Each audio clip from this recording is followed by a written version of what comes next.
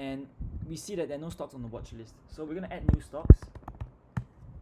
So I search for Google appears, and to add it to my watch list, I simply have to click the start button right here. So now it's added. And over here we can see analysis for the Google stock. We have a candlestick chart here, and we can change it to modify however way we want it. So for example, I can change it to 29 September, change the interval to an hour instead, and it'll produce the graph. And so whenever I buy a share or a stock from online from another broker and I wish to analyze it, I can use this app to analyze. So first of all, I have to input my shares into this application. So for example, I maybe bought 5 Google shares at a price of 2,800. So I'm just going to add it in for analysis. And we see that the current value and the profit and loss are indicated as shown. These are all based on the current price. And if I have sold the shares, I can just key in the closing price and it will appear under this closed positions table. And below we see that there are actually many more other information about stocks for analysis. So moving on, when I go into my profile, I can see that okay, I have this stock, these shares, and actually every other shares that I put into my portfolio can be seen here. When I go to another user's name, so for example, I'm going to search EL. There's a user that contains EL, Eldon. So is like. So to follow him, I can just simply click follow. And by going to the following tab, I can see all the users that I follow. This allows me to keep tabs on the users that I follow. So moving on, to further analyze my portfolio, I can also go into the My Portfolio page. This allows me to add labels to my various holdings. So for example, right now I have a Google share, right?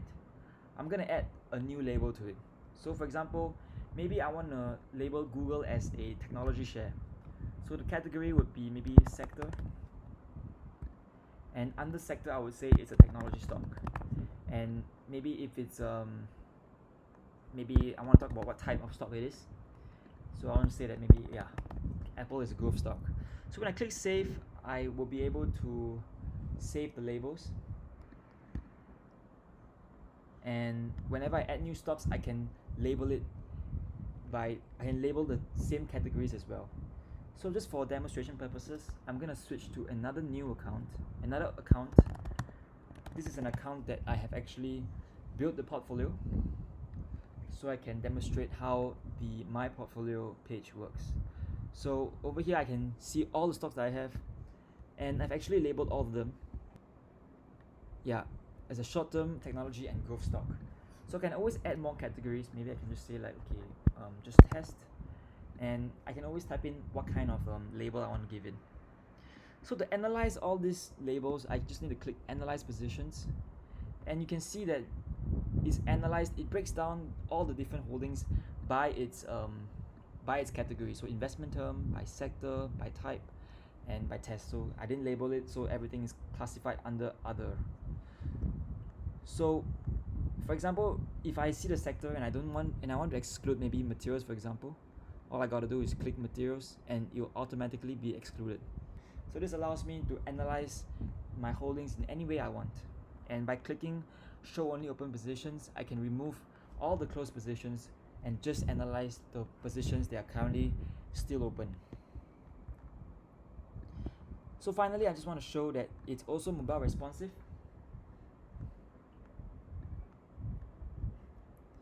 So this is on an iPhone 8 Plus. So we see that all the stocks are shown. If I go into stock,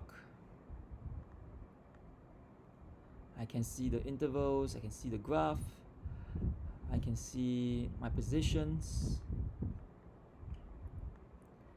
Okay, it's currently still loading, and all the different information about the stock. And if I go to my portfolio, similarly, all the tables are now scrollable. And when I click analyze, I can also analyze the shares accordingly. And so, yep, that's all for my project. Thank you.